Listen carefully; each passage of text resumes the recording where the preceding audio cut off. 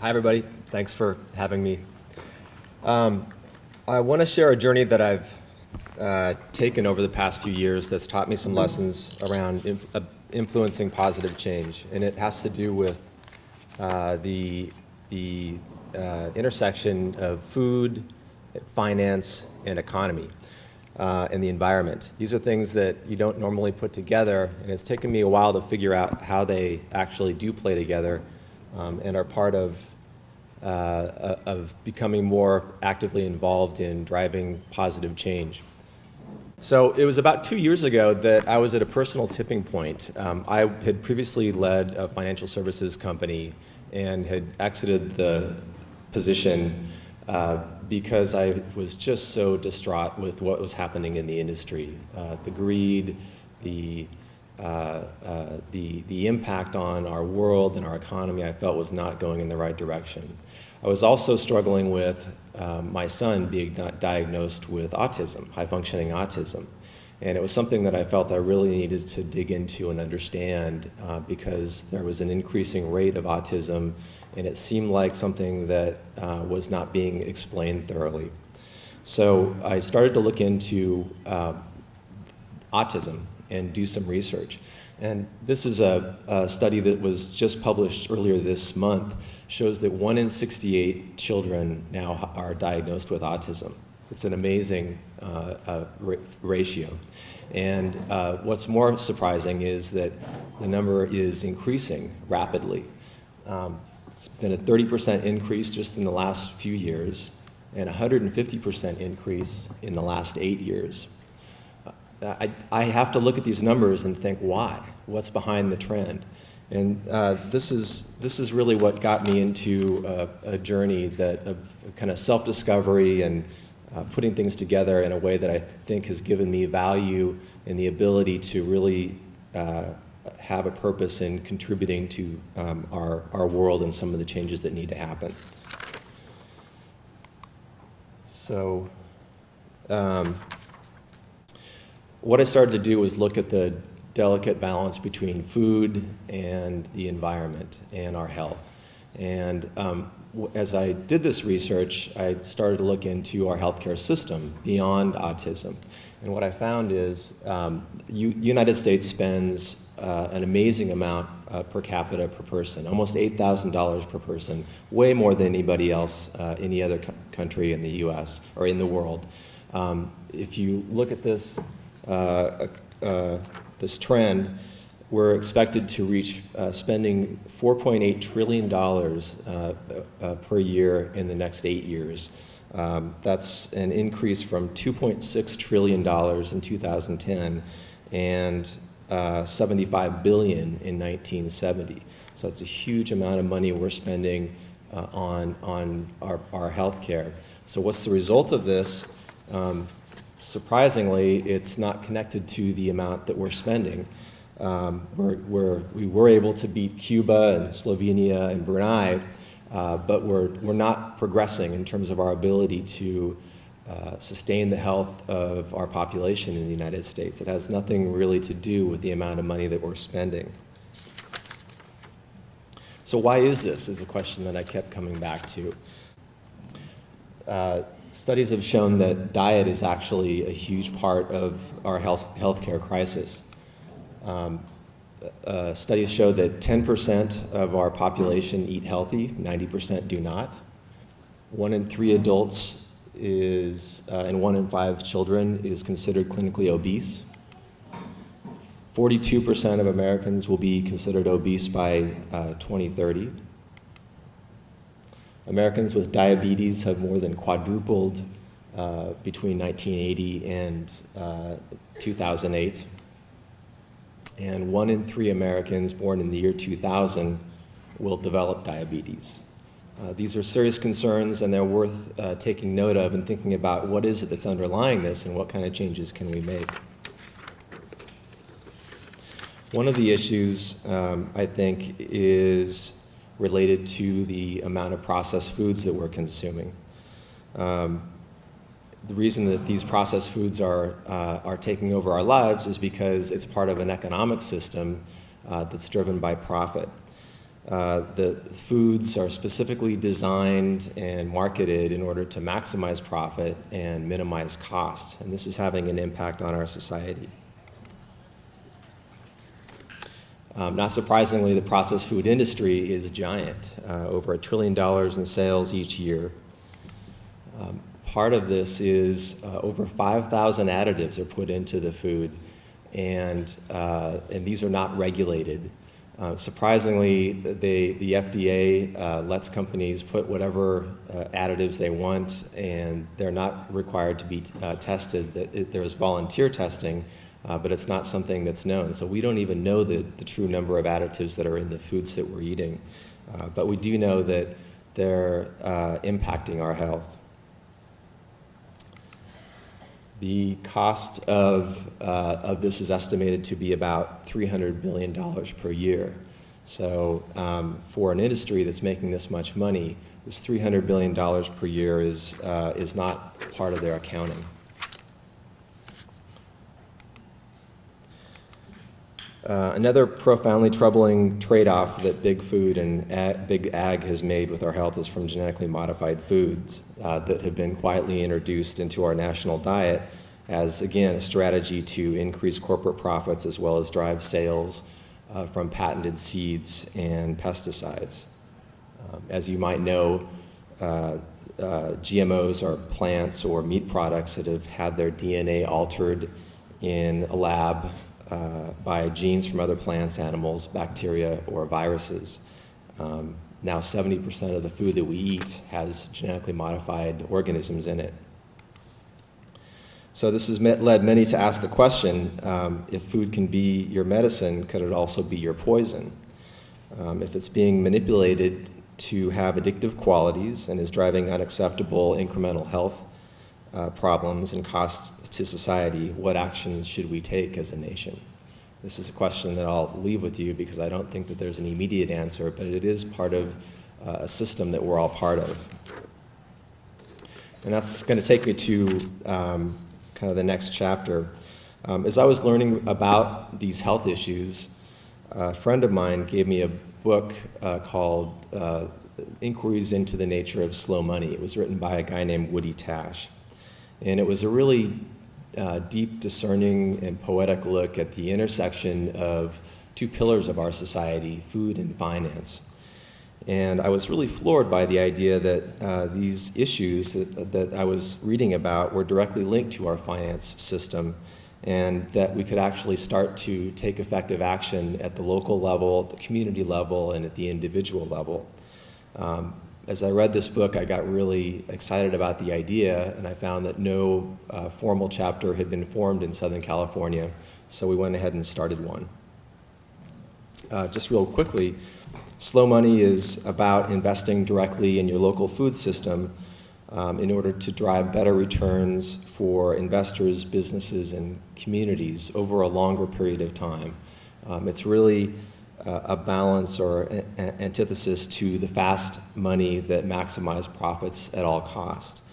It's about investing in real people, real places, and enterprises that are close to home. It's about investing patiently over time with the goal of building healthy enterprises, communities, ecosystems, and not just extracting the maximum financial returns. And measuring ROI, return on investment, by the tangible world we create around us and not just profits. These are changes that I feel strongly need to happen to our entire financial system. So it was about a year and a half ago that we started very small here in Orange County. We had no budget, we had no staff, and it seemed like volunteers came out of the woodwork and started to help us grow very quickly. We grew into San Diego and Los Angeles, and again, this was a very core roots social movement built around this idea of investing locally. I had no idea what was going to happen when we started this nonprofit, but soon we were getting standing room only crowds in very large halls where we were being sponsored. And we were having a really great time building community around the idea of rejecting traditional corporate and Wall Street paradigms in favor of something that supports development of local economy, supports diversity and sustainability, drives innovation and opportunity at the community level. Yeah. Thank you. Yeah, it's really been an amazing movement to be part of because it is so different, and it feels like the time is right for people to start to challenge our existing system and think about other ways that we can do this. And so I'm talking about finance, I really think about it as kind of an operating system. It's the way that we manage our resources and interface with the world around us. And it's really an operating system that needs to be updated. It needs to be radically updated and changed. And it's not something that is going to be changed by the powers that are profiting from that system. It has to be changed at the roots, and that means you and I. Our current financial system is it's a form of capitalism that's not structured to address the problems that it creates. And that's not surprising. These problems are created because the system is designed to maximize short-term profits. These profits are earned as part of an economic system that's predicated on continuous exponential growth, which is just not possible in our finite planet. Investments are typically not connected to where people live or supported by direct relationships, so our Wall Street financial system has no personal accountability at all. This has led to a system that externalizes actual costs. For example, we talked about the $1 trillion processed foods industry. They externalized the $300 billion cost of healthcare to society. So that's one of the biggest problems, is that this is done to local communities. Costs are externalized to families, to individuals, the environment, and certainly future generations. So let's look a little more carefully at the Wall Street versus Main Street paradigm. First, you can see that both generate about half of our GDP every year. That's the gross domestic product. So they're roughly equivalent in terms of their ability to contribute economically to our economy. Wall Street, however, is really only generating about 25% of our future jobs. That's the estimate, given the current methods. Main Street, on the other hand, is 75% or more. Wall Street represents about 0.3% of all business entities in the United States. Main Street represents over 99%. And about 500,000 new small businesses are started every year. So this is where the imbalance becomes pretty evident.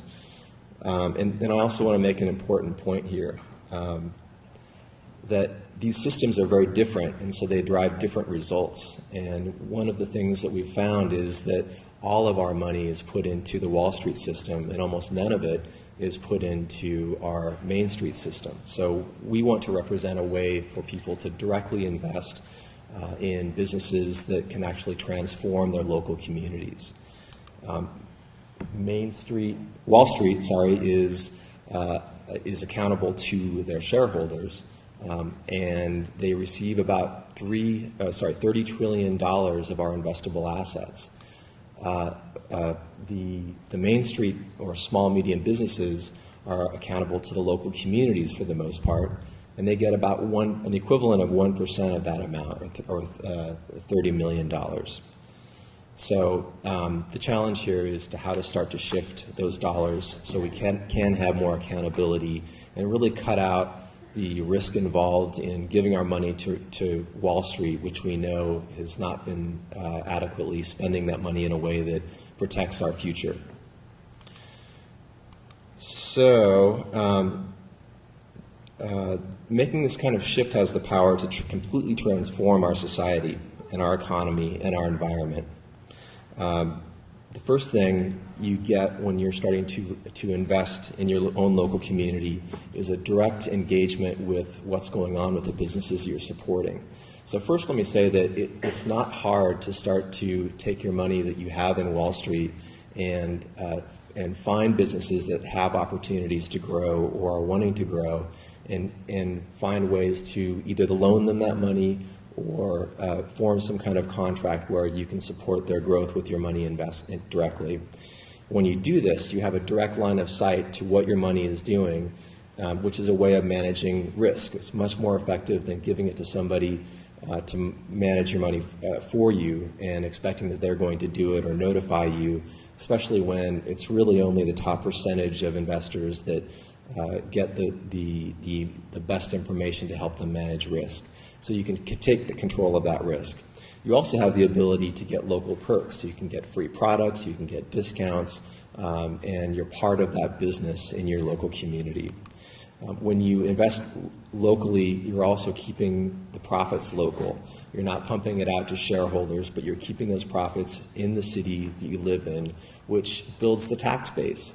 Building the tax base means there's more money for education, for filling potholes, for building parks, all the things that communities want to do. So this new model really transforms, or at least provides more balance to the system as well.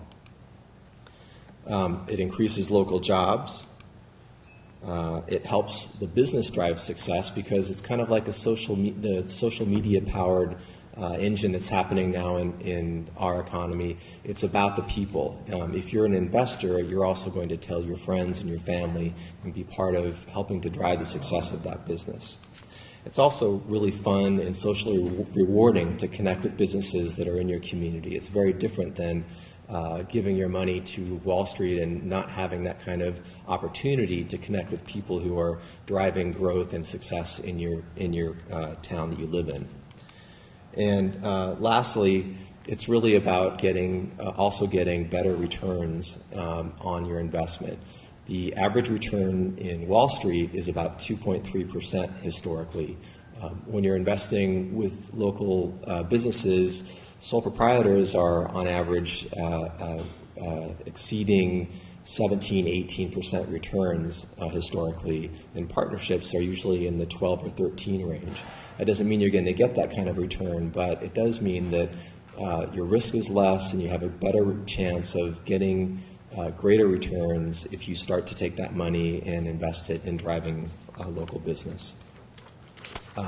There are many ways, again, as I mentioned, that you can start to directly support these local businesses.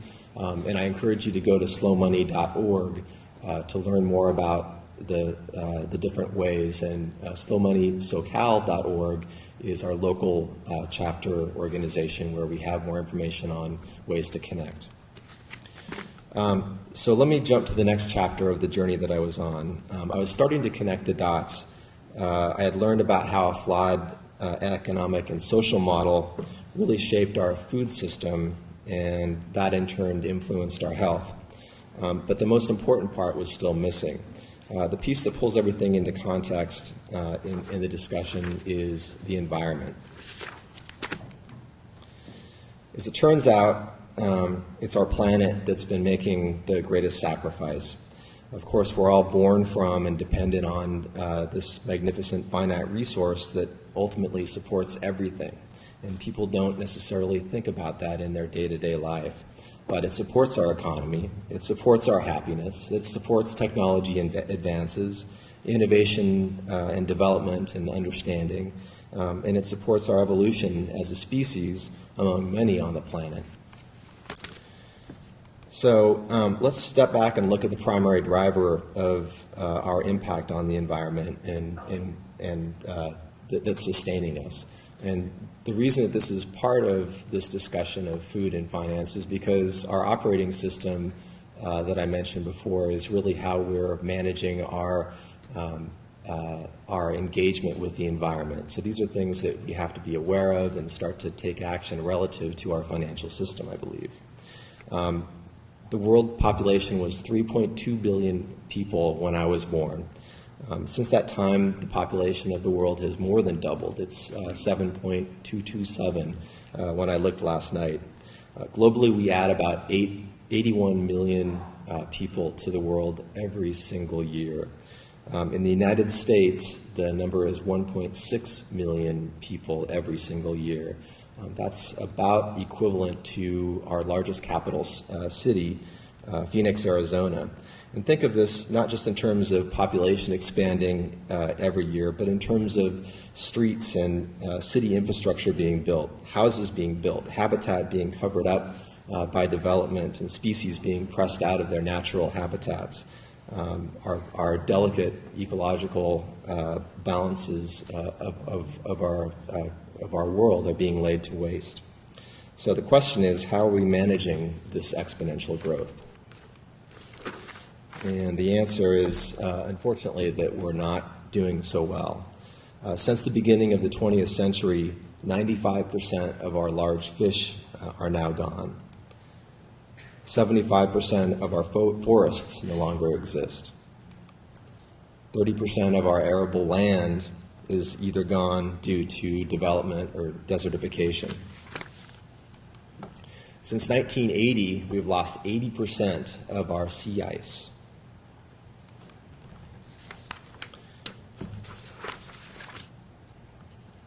The Earth's average temperature is expected to rise this century between 1.1 degrees C and 6.4 degrees C. More than a 2-degree rise will harm all sectors of our society. Greater than a 4-degree rise will create conditions that are unsustainable for human life. These are the issues that we're facing and that we have to take action on.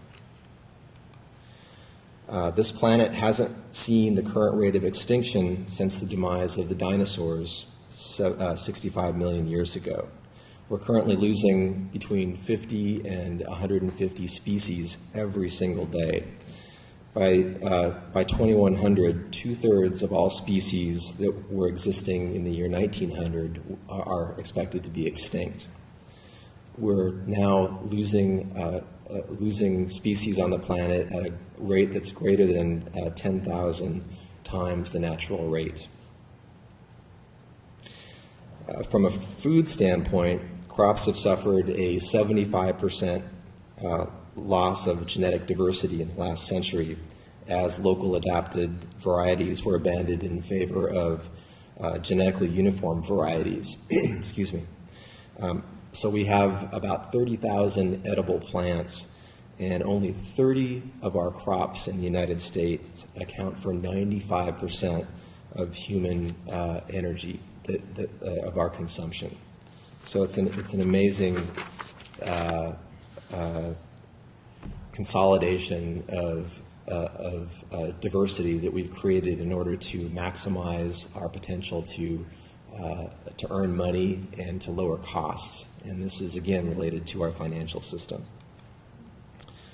So the last chapter of the story is aligned to what I've learned from these experiences and the things that we can do.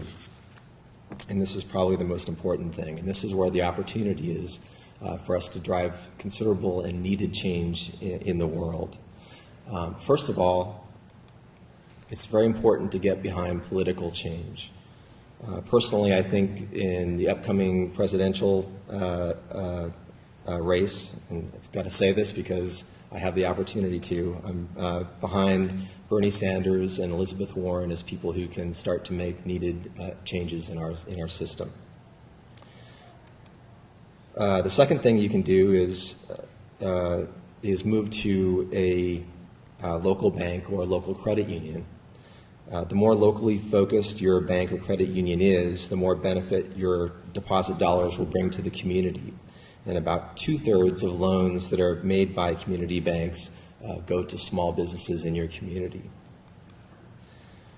Third is reducing waste, and this is a no-brainer. It just means practicing the 3 R's: reduce, reuse, and recycle. 4 is stop or reduce consumption of meat. I'll say here is a quote from Albert Einstein, which he said, "Nothing will benefit human health and increase chances of survival of life on Earth as much as the evolution to a vegetarian diet."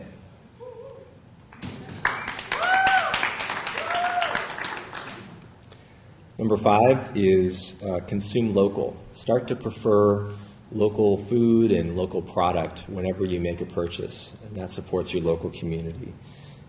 As I mentioned, it builds local profits, builds the tax base, and supports diversity. There are also many ways that you can do this through Slow Money. In fact, Kiva Zip is in the back. Hi, Lucy. They're a new partner of Slow Money, and what we're offering is a way for people to start making loans to local businesses for as little as $5. And we provide a funnel for these businesses to present what they're doing and their growth opportunity in a social environment where you can really start to get to know these investors. So that's an example of how you can very easily start to make these kind of local investments. And I think Lucy will be talking later about Kiva as well. So that's investing local. And then lastly is investing with impact. And that means choosing companies that do good for the planet. If you're interested in learning more, I'd suggest you take a look at RSF Social Finance. It's a dynamic nonprofit with the mission of transforming the way the world works with money. And people can invest in loan funds that support businesses and organizations that address diverse social and environmental issues, including food and arts.